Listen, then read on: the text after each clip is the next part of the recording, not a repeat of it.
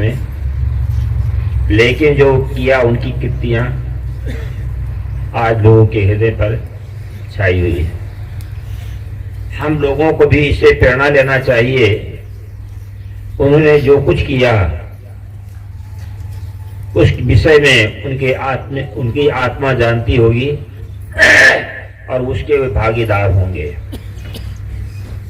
निश्चित है जो कोई अच्छा कर्म करता है उसकी लोग यश कीर्ति गाते हैं, बड़ाई करते हैं, श्रद्धांजलि समर्पण करते हैं। तो कहा है जहां में जब तू आया था सभी हंसते तू रोता था, बसर कर जिंदगी ऐसी सभी रोए तो हंसता जा। सभी लोग जनजीत एक संत को बतला रहे थे, नदी के जो तट होते हैं, दो तट होते हैं और बीच में पानी की धार बहती है। तैसे ही मनुष्य के जीवन के दो तट, एक जन्म और दूसरा मृत्यु। जन्म काल में तो ऐसा होता है वो बच्चा अबोध रहता है, रोता है, उसको कुछ पता नहीं होता है।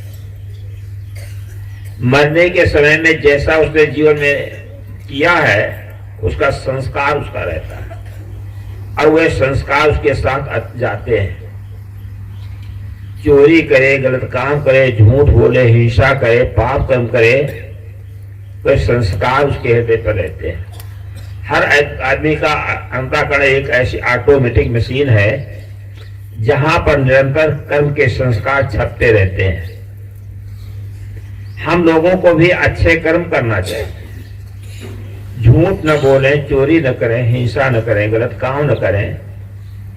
जब हम अच्छा काम करेंगे तो हमारे बीच में लोग दुखी होंगे, जब हम नहीं रहेंगे तो हमारे लोग दुखी होंगे और अपनी आत्मा प्रसन्न रहेगी। अगर आप चोरी करते हैं तो अंतरात्मा को चोटेगी। अगर किसी को कुछ दे दिया है तो आपको प्रसन्नता होगी। जैसे अभी ये आश्रम का निर्माण हुआ, ये एक प्रकार से आध्यात्मिक प्रशिक्षण केंद्र है। विजया बहन, आप लोगों के बीच में तो समय से बड़ाई करता रहता हूं, अभी तो पास में है लेकिन अनुपस्थिति में कितना बड़ा काम किया। और ये माता और पिता का संस्कार ही है, उनकी देन है जो ऐसे संस्कार बने, साधना किया और आज ऐसी ऐसी पुस्तकों का जो ट्रांसलेशन किया संतु शिवराज जी की कई पुस्तकों का, और गुजरात के लिए वो वरदान स्वरूप है।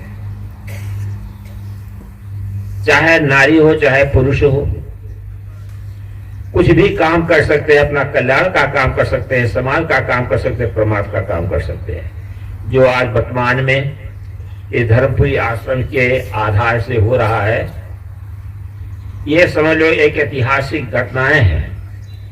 और जो गुजराती भाषा में ट्रांसलेशन हुआ है यहाँ के लिए कितना सुलभ हो गया है।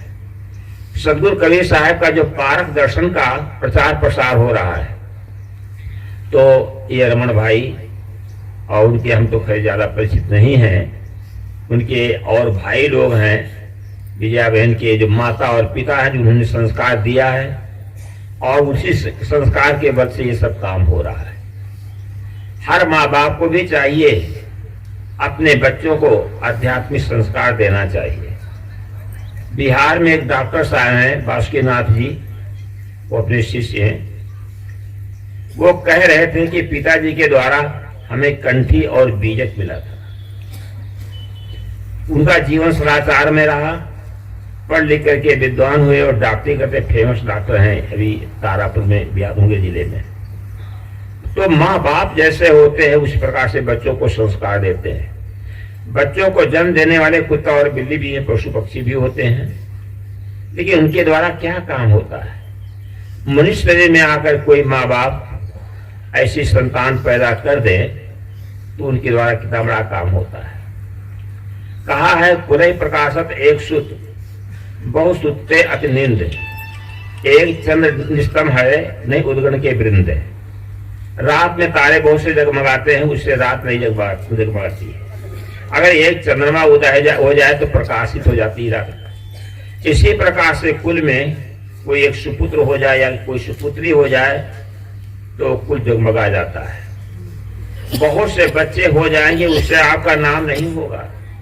एक सुपुत्र या सुपुत्री हो जाती है तो उसके द्वारा कुल उजाला हो जाता है।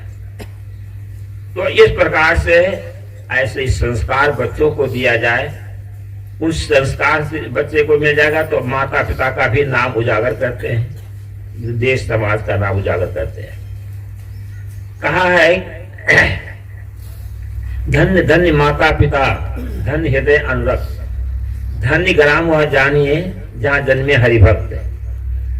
वह माता पिता धन्य है, वो भूमिका धन्य है, वो गांव देश समाज धन्य है जहां पर ऐसे सुपुत्र या सुपुत्री जन्म लेते हैं, उनके द्वारा नाम होता है। अभी कबीर पंथ में पारक सिद्धांत के अंतर्गत ये धर्मपुरी का नाम है।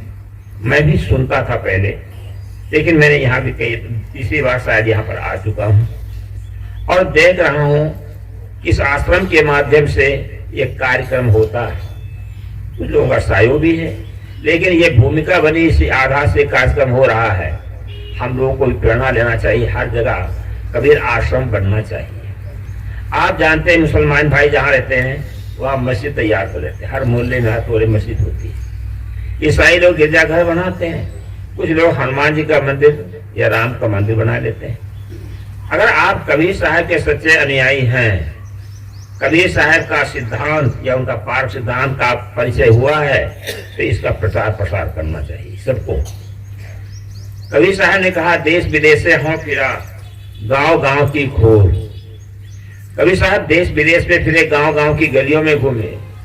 सदगुरु श्री अभिलाष साहब जी का भी यहाँ कई बार पदार्पण हुआ है। कबीर श्री अभिलाष साहब जी भ्रमण करते रहे, पुस्तकों को लिखते रहे। 1963 में मैं गुरु जी के श्री अभिलाष साहब जी के साथ में आया हूँ, गुरु जी के संग में आया। साहब जी उस समय में थे, तब से पहले पुस्तक लिखते थे, फिर बेचते छपवाते थे और फिर बेचते थे अपने हाथ से। श्री अभिलाष साहब जब 1963 में मैं आया छत्तीसगढ़ में साहब जी के साथ, तो श्री कोठारी साहब जो श्री निहार साहब अभी जीवित है, बहुत वृद्ध हो गए हैं, वह पुस्तक बेचते थे। फिर हमारी ड्यूटी लगी पुस्तक बेचने के लिए, तो हम पुस्तक बेचते थे। साहब के साथ पुस्तक छपाई में बनारस में उस समय में वहाँ पर रहता था बासी धर्मेश साहब जी और जीवन लाल थे, तो लौट गए। और भी बहुत से संत आए और ये काम संभाला। साहब जी वहाँ पर बरसों रहते थे बनारस में पुस्तक छपाई के समय में। मैं भी 9 महीना एक बार लगातार साहब के साथ रहा। कहीं कार्यक्रम में नहीं जाते थे। एक बार एक संत ने बड़ा आग्रह किया सदगुरु श्री अभिलाष साहब जी की आप अब जरूर दर्शन दें। तो साहब जी कहे कि हम फकीर बन करके आएंगे। तो बनारस से उधर बहराइच जिले में शिवपुर बाजार पड़ता है, तो साहब अकेले गए। संजोग से मैं उधर था, तो मैंने साहब की सेवा में रह लिया। तो साहब जो है इस प्रकार से सब ये करते रहे। आज उन्हीं के अनुयायी संजन, जिससे आज श्री धर्मेश साहब जी हैं, घूम घूम के उस स्थान पर उस गद्दी पर हैं और घूम घूम करके समाज को शिक्षा देते हैं, पुस्तक भी लिखते हैं और पत्रिका के संपादन का कार्य भी करते हैं, तो शिक्षा दे रहे हैं। ऐसे ही विचारवान संत विविध प्रांतों में जाते हैं। हम भी 15 प्रांतों में जाता हूँ। लेकिन अब यह है कि किसी किसी प्रतिकूलताएं आती हैं, वो भी झेलते हैं। तो जितने ही विचारवान संत हैं भरम घूम घूम करके समाज को शिक्षा देते हैं। तो कहने भाव यह है कि आप लोगों को भी चाहिए कबीर जयंती के समय में हर कविपंथी के घर पर ध्वजा फहराना चाहिए, कबीर साहब का चित्र भी रखना चाहिए, महापुरुषों के चित्रों को भी रखो और सदगुरु कबीर साहब के विचारों का प्रचार प्रसार भी करें। ये संत महात्मा तो जीवन दान कर दिया, जीवन दान, एक तो अपना कल्याण करने के लिए और सभी समाज का निर्माण करने के लिए। संत महात्मा अपने आचरण के द्वारा, प्रवचन के द्वारा, लेखन के द्वारा समाज का कुछ काम कर रहे हैं। आप लोग जहाँ पर रहें, पहली बात तो ये अच्छे संस्कार अपने बाल बच्चों को दें और दूसरे को भी समझावें, दुर्व्यसन से दूर हों और मनुष्य बने। तो ये आज श्री रमन भाई के श्रद्धांजलि के उपलक्ष्य में ये कार्यक्रम रखा गया है। और साहब तो वो रमन भाई तो नहीं है, लेकिन आज उनके विचारों का प्रचार प्रसार हो रहा है, प्रशस्ति गाढ़ है। आप लोग भी ऐसा काम करें कि आप दुनिया में जब न रहें तो आपके विषय में भी लोग कुछ कहें, सुने। हम लोग को प्रेरणा लेना चाहिए। और अंत में रमन भाई जी के उपलक्ष्य में ये